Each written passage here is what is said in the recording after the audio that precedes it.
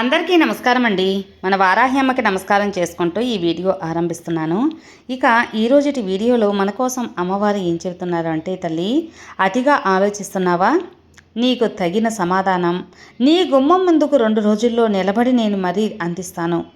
ఇప్పుడు ఒక్క నిమిషం నా కోసం నువ్వు ఆగి వినగలవా తల్లి అని అమ్మవారు మన కోసం ఒక అద్భుతమైన సమాధానం అనేది తీసుకొచ్చారండి. ఈ అమ్మవారి వాగ్దానం ఏంటి, ఏం చెప్పబోతున్నారు అని వారాహి తల్లి మాటల్లోనే వినబోయే ముందు మన వీడియోస్ నచ్చినట్లయితే లైక్ చేయండి ఫ్రెండ్స్. అలాగే మన ఛానల్ కొత్తగా చూస్తున్నట్లయితే సబ్స్క్రైబ్ చేసుకొని సపోర్ట్ కూడా చేయండి. వీడియోలోకి వెళ్ళబోయే ముందు ఒక చిన్న రిక్వెస్ట్ ఫ్రెండ్స్, ఎటువంటి సమస్యకైనా 24 గంటల్లోనే మంచి పరిష్కారం చూపించగల మనకు తెలిసిన ఒక గురూజీ ఉన్నారండి, శ్రీనివాసరాజు గారు. నెంబర్ 1 వశీకరణ స్పెషలిస్ట్. శ్రీ వారాహి అమ్మవారి ఆశీస్సులతో జ్యోతిష్యం చెబుతారండి.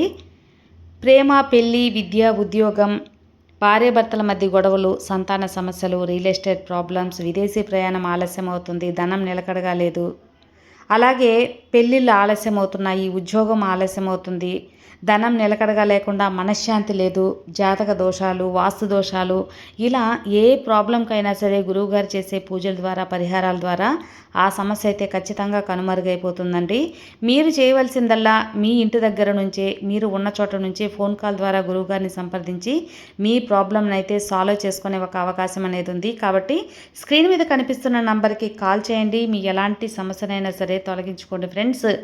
గురువుగారిని సంప్రదించవలసిన నంబర్ 9663064444.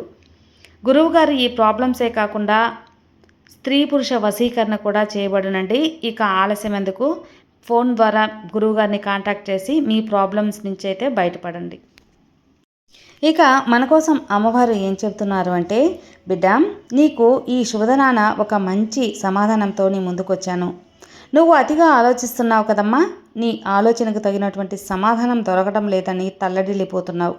ఈ వారాహి తల్లిని మరీ మరీ అడుగుతున్నావు. అందుకే నీ ఆలోచనకు తగిన విధంగా నేను ఈరోజు ఒక మంచి సమాధానాన్ని నీకు ఇవ్వబోతున్నాను. మరి ఆలకిస్తావు కదా బిడ్డ? ఇక ఈరోజు ఈ సందేశాన్ని ఇవ్వడానికి కారణం ఏంటో తెలుసా? నీ మనసు చాలా బాధపడుతుంది, గందరగోళంలో ఉంది. ఈ శుభదినాన నీ మనసు ఆనందపడే విషయం నీ ఇంటి గుమ్మం ముందు పెట్టి మరీ వేచి ఉన్నాను. కాబట్టి నేను చెప్పే ఈ సందేశాన్ని నువ్వు హెచ్చరికగా తీసుకొని మరీ వినాలి. వింటే మాత్రం నీ మనసు ఆనందంతో పొంగిపోతుంది. నువ్వు ఎంతలా ఆలోచిస్తున్నావో ఆలోచనలో ఎంత బాధ ఉందో, ఎంత తల్లడిల్లిపోతున్నావో నాకు బాగా తెలుసు. నీ చుట్టూ అందరూ ఉన్నా కూడా నువ్వు ఒంటరిగా ఉన్నావని, ఒంటరి పోరాటాన్ని చేస్తున్నావని మాత్రం నాకు తెలుసమ్మా.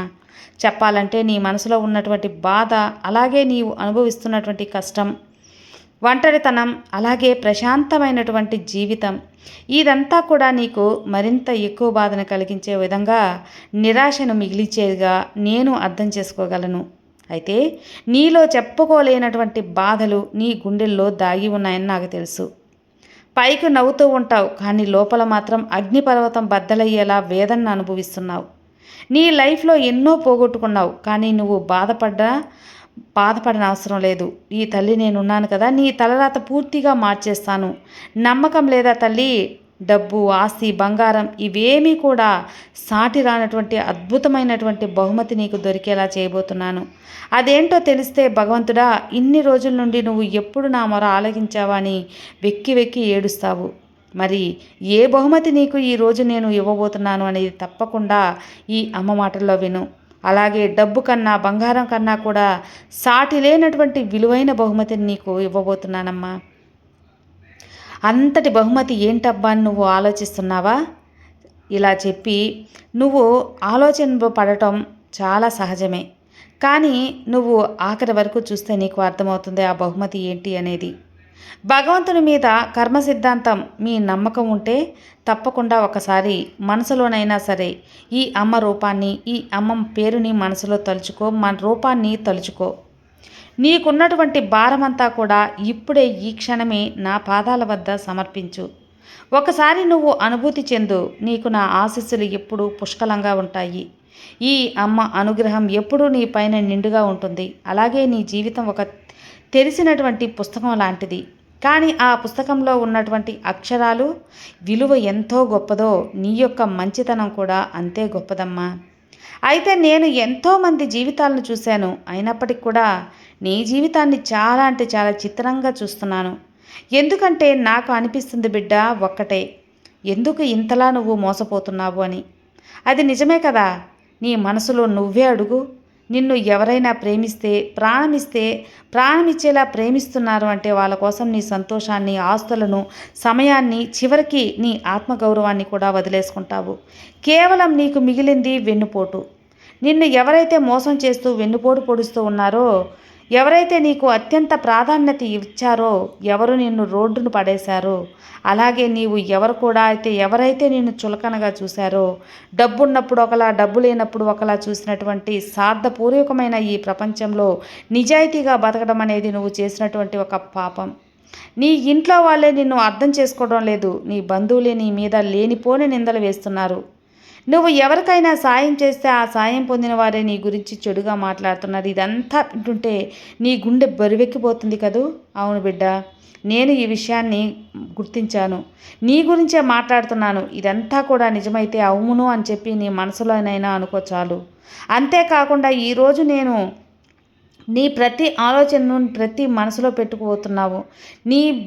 నీ యొక్క బాధను నేను తరిమి కొట్టబోతున్నానమ్మా. రాత్రులు నువ్వు దిండులో మొహం పెట్టుకొని ఎవ్వరికీ కనిపించకుండా ఏడ్చావు. అది ఎవరికీ తెలియదేమో, నాకు తెలుసు తల్లి. 10 మందికి అన్నం పెట్టాను, అందరూ బాగుండాలి అనుకుంటున్నాను, నా కర్మ ఎందుకు ఇలా అయిపోయింది అని నువ్వు ఎన్నోసార్లు నాతో గొడవ పడ్డావు. మనసుతోనే సంఘర్షణ చేశావు. నేను మౌనంగా ఉన్నానని నా మీద కోప్పడ్డావు. నేను ఎప్పుడు కూడా అలా అనుకోవద్దు తల్లి. నేను మౌనంగా ఉన్నా నీ సహనాన్ని పరీక్షించాను. అలాగే నీ పరీక్షా సమయం అనేది ఈ రోజుతో ముగిసిపోయింది. మహా అద్భుతమైనటువంటి శుభవార్త నీకు శ్రీకారం చుట్టబోతున్నాను. అలాగే నీ జీవితంలో అత్యంతగా ఉండే అన్ని రకాల సమస్యల నుంచి నిన్ను దూరం చేయబోతున్నాను. ఒకసారి నీ జీవితంపై అత్యంత శుభదృష్టి అనేది ప్రసరించబోతుంది. ముఖ్యంగా చెప్పాలంటే రాబోతున్నటువంటి రోజుల్లో ఆకాశంలో జరగబోయేటువంటి ఒక అరుదైన గ్రహాల కలయిక ఎంత అందంగా ఉంటుందో అంత అందంగా అలాగే నీవు ఎంచుకోబోతున్నటువంటి ఒక నూతనమైనటువంటి బంధం యొక్క కలయిక అదైతే కూడా అందంగా ఉండబోతుంది. తెలియనటువంటి ప్రశాంతత నీ జీవితంలో ఆవహించబోతుంది. ఇక నీ లైఫ్ చీకటిని పారద్రోలి నీ ముందు ఒక కాంతి వలయం ఏర్పడబోతుంది. అలాగే నీవు చేసినటువంటి ప్రతి మంచి పని కూడా ఇన్నాళ్ళు ఎక్కడో దాగి ఉందనుకుంటున్నావు కదా, ఇప్పుడు ఆ పుణ్యమంతా వడ్డీతో సహా నీకు తిరిగి రాబోతుందమ్మా. గుర్తుంచుకో. ఈ సమయంలో నీ మనసు ఎలాంటి నెగిటివ్ ఆలోచనలు పెట్టుకోకూడదు. ఎవరైతే నిన్ను మోసం చేశారో వాళ్ళను క్షమించేసేయి. వాళ్ళ కర్మను వాళ్ళకు వదిలిపెట్టేసేయి. శిక్ష వేయడానికి ఆ పైన పరమాత్మ భగవంతుడు ఉన్నాడు కదా. నువ్వు అనుకో, నువ్వు చేయాల్సింది ఒక్కటే, నన్ను నమ్మడం, ఈ వారాహి మీద నమ్మకం ఉంచడం, నా నామాన్ని స్మరించడం. ఇక ఆ సమయానికి ఆ విషయానికి వస్తే చెప్పాలంటే నీకు డబ్బు కంటే కూడా విలువైనది ఒకటి దొరకబోతుందని చెప్పాను కదా. అది ఏంటి అంటే ఆకాశం నుండి డబ్బులు కురుస్తాయా, లేదు అంటే భూమిలో బంగారం దొరుకుతుందా? నువ్వు నాకు ఇవ్వడం లేదు. మరి డబ్బు ఈరోజు వస్తుంది, రేపు పోతుంది. కానీ నీకు దొరకబోయేది డబ్బు కాదు. అలాగే నీ యొక్క పోయినటువంటి ప్రాణం తిరగబోతుంది. నీ ఆత్మ గౌరవం తిరిగి రాబోతుంది. మొదటి నుండి నువ్వు కోల్పోయినటువంటి గౌరవం, రెండవది నిన్ను చేతగాని వాడిగా, సాధించలేని వానిగా, ఒక వ్యక్తిగా చేసి అవమానించిన వాళ్ళు నీ కాళ్ళ దగ్గరికి రాబోతున్నారు. ఆ సమయం తల్లి, అదే సమాజంలో బంధువుల్లో నువ్వు తలదించుకునేలా చేసినటువంటి పరిస్థితులు పూర్తిగా తారుమారై అందరూ నీ వైపు ఆశ్చర్యంగా చూసేటువంటి స్థాయికి నిన్ను మార్చడం డబ్బుతో కొనలేనిది. నీ కన్నీళ్లకు నేను ఇస్తున్నటువంటి మొదటి బహుమతి అది. నీకు ఖచ్చితంగా అందివ్వబోతున్నాను. నీకు ఖచ్చితంగా నేను ఆ సంతోషాన్ని ఇస్తానమ్మా. నువ్వు చేసేటువంటి పూజలు అన్నీ కూడా ఫలితం ఇప్పుడు దక్కింది. అర్థమైంది కదా. నీకు ఇస్తున్నటువంటి మొదటి బహుమతి ఇదే. రెండవది మానసిక ప్రశాంతత. గత కొన్ని నెలలుగా, సంవత్సరాలుగా నువ్వు సరిగ్గా నిద్రపోయింది లేదు.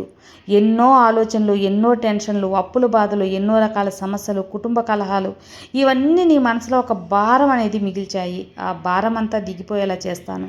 అలాగే నీ తల నిమిరి నేను నిన్ను భయపడొద్దు అని చెప్పి ప్రశాంతత దొరికేలా చేస్తాను. ఇక ఈ రాత్రి నుంచి హాయిగా నిద్రపోతావు. ఇన్నేళ్ళు నువ్వు పడ్డ కష్టమంతా తొలగిపోతుంది. ఆ నరకానికి ముగింపు కార్డు అనేది పడబోతుంది. ఇక మూడవది అత్యంత ముఖ్యమైనది అదృష్ట శక్తి. అన్ని విధాలుగా నిన్ను వెంటుండి మరీ కాపాడుతుందని తెలుసుకో. చెప్పాలంటే ఈ రోజున నువ్వు చేసేటువంటి ప్రతి పని అన్నీ ఒక సవాలుగా తీసుకొని చెయ్యి.